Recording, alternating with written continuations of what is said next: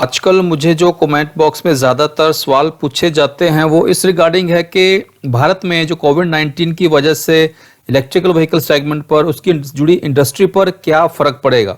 बिल्कुल सही क्वेश्चन है दोस्तों। आज की वीडियो इसी पर रहेगी। ये सब शुरू करने से पहले कुछ बातें हैं उन पर थोड़ा सा विचार कर लेते हैं। ये जो कोविड-19 है ये सिर्फ इंडिया की या कुछ गिने चुने देशों का नहीं है, ये ग्लोबली इससे जुड़ा इफेक्ट पड़ रहा है। चाहे वो आईसी पावर्ड इंजन हो इंडस्ट्री हो या इलेक्ट्रिकल व्हीकल इंडस्ट्री हो, सभी पर इसका असर पड़ा है। सभी आज की डेट में बंद पड़े हैं। लेकिन भारत के लिए थोड़ी सी अच्छी न्यूज़ हम कह सकते हैं कि फर्क यहाँ भी पड़ा है लेकिन इतना नहीं पड़ा है। कैसे, उसको समझिए। भारत के हिसाब से गुड न्यूज़ ये हम कह सकते हैं कि हम अभी अर्ली स्टेज पे हैं अडॉप्शन ऑफ इलेक्ट्रिकल व्हीकल। तो ऑलरेडी जो हमारे फोर व्हीलर के मुकाबले, इलेक्ट्रिक फोर व्हीलर के मुकाबले electric two wheeler, electric three wheeler की सेल ज़्यादा थी जो हम देख रहे हैं पिछले 2 सालों से।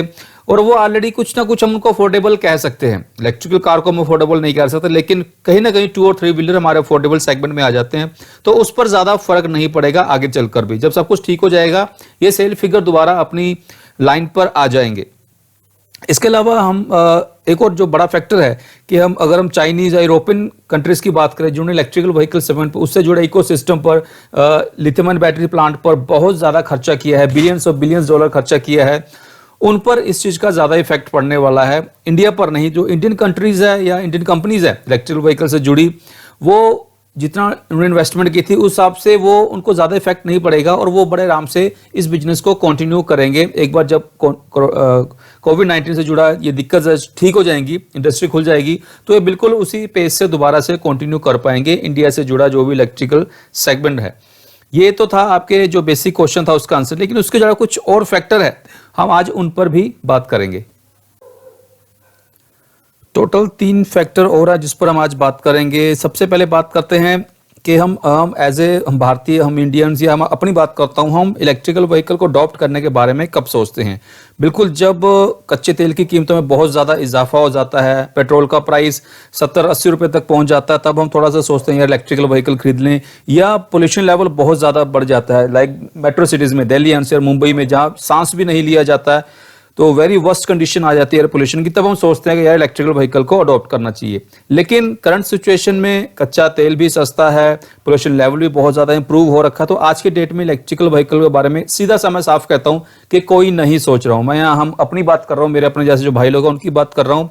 इलेक्ट्रिकल व्हीकल के बारे में कोई नहीं सोच रहा। इसका एक लाइव एग्जाम्पल दे देता हूँ। मेरा चैनल सिंह ऑटो जोन, मैं तकरीबन 70 to 80% मेरे डाउन है। अगर मैं व्यूज़ की बात करूँ, लोग इसको 70-80% कम देख रहे हैं। जहां एवरेज मेरे 30 से 40 हज़ार व्यूज़ आते थे, आज 5 हज़ार भी व्यूज़ नहीं आ रहे हैं। सीधी सी बात है, हर कोई परेशान है। कोविड-19 से जुड़ी दिक्कत आ रही हैं, जॉब्स चले गई हैं या जिनकी जॉब्स है उनको सैलरी नहीं मिली है। मैं अपनी बात करता हूँ, by profession I am civil engineer. मुझे लास्ट मंथ की वही 20-21 दिन की सैलरी कट के मिली है। इस मंथ मुझे नहीं लगता कि मुझे इस मंथ की सैलरी मिलेगी। मतलब ये दिक्कत सिर्फ अपनी नहीं है, मैं सभी इंडियंस की बात कर रहा हूँ, सभी मेरे जैसे भाई लोग हैं उनकी बात कर रहा हूँ, सभी को ये दिक्कत है। तो इस टाइम रोजी रोटी की हमें पहले सोच रखनी चाहिए। अच्छी बात है, ये जरूरी भी है। इलेक्ट्रिकल व्हीकल तो बिल्कुल जब जेब में पैसे होंगे तब हम खरीद ही लेंगे। बिल्कुल जो इस बारे में सोचते हैं वो कुछ ना कुछ कर ही लेंगे आगे चलकर। अब सेकंड फैक्टर पर चलते हैं। जो बड़ी दिक्कत है इलेक्ट्रिकल व्हीकल को अडॉप्ट करने की, वो है अब 40 to 50% price in lithium ion batteries का है। इनका प्राइस अभी ज़्यादा है। तकरीबन आज भी इंटरनेशनल मार्केट में $150 पर किलोवाट आवर के हिसाब से बैटरी पैक मिलता है। ये जब तक 100 किलोवाट आवर्स के बराबर ऐसे नीचे नहीं आ जाता, $100 पर किलोवाट आवर के हिसाब से नीचे नहीं आ जाता, तब तक अफोर्डेबिलिटी नहीं आएगी। स्पेशली इलेक्ट्रिकल कार्स के बारे में कह रहा हूँ, 4 व्हीलर्स के बारे में। वो फिर भी कुछ ना कुछ 2 व्हीलर 3 व्हीलर फिर भी कुछ ना कुछ अफोर्डेबल हम कह सकते हैं। 2024 और इस $100 तक आने में कम से कम 2-3 साल लगेंगे। रफली मैं भी कई बार कह चुका हूँ कि 2024 तक ये एट पार आ जाएगा। आईसी इंजन और इलेक्ट्रिकल व्हीकल्स बराबर आ जाने चाहिए। एक और लास्ट में जो हाल में ही फेब मंथ में ऑटो एक्सपो हुआ था इंडिया में, मैंने बिल्कुल उसको कवरेज की थी। काफ़ी 20 से 25 वीडियोस अपलोड की उससे जुड़ी, जैसे कि आप इन वीडियोस में देख रहे हो। वहाँ भी मैंने देखा कि तकरीबन हर कंपनी ने अपना कोई ना कोई कंसेप्ट या प्रोडक्शन मॉडल या जो ऑलरेडी लॉन्च हो चुका है उसको इलेक्ट्रिकल व्हीकल को शो किया है एक्सपो में। मुझे बहुत ज़्यादा खुश हुई वहाँ पर जाके। सभी ने कुछ ना कुछ जो उनकी प्लानिंग थी या जो ऑलरेडी चल रहा है मार्केट में करंट या फ्यूचर इलेक्ट्रिकल व्हीकल से जुड़ा शो किया था। तो उससे काफ़ी उम्मीदें जगी हैं कि भारत में ये कंपनीज बिल्कुल जब इन्होंने शो किया है मीन्स इसके माइंड में है कि उसको लॉन्च करना है। तो आने वाले इस साल में एक बार सब ठीक हो जाए, अभी काफ़ी महीने पड़े हैं 2021 तक। मुझे उम्मीद है काफ़ी model electrical 2 wheeler 3 wheeler 4 wheelers काफ़ी ज़्यादा इंडिया में लॉन्च होने के लिए पेंडिंग है। थोड़ा सा डिले हो सकता है, ये सब जो भी दिक्कत आई है, लेकिन लॉन्च होंगे कन्फर्म है। तो ये था ओवरऑल आपके, आई थिंक इसमें सभी आपके कमेंट्स क्लियर हो गए होंगे। कुछ रह गया हो तो आप कमेंट बॉक्स में बता सकते हैं, मैं उसको क्लियर करने की कोशिश करूंगा। वीडियो लंबी हो चुकी है, फिलहाल आज के लिए इतना ही। धन्यवाद वीडियो को अंत तक देखने के लिए।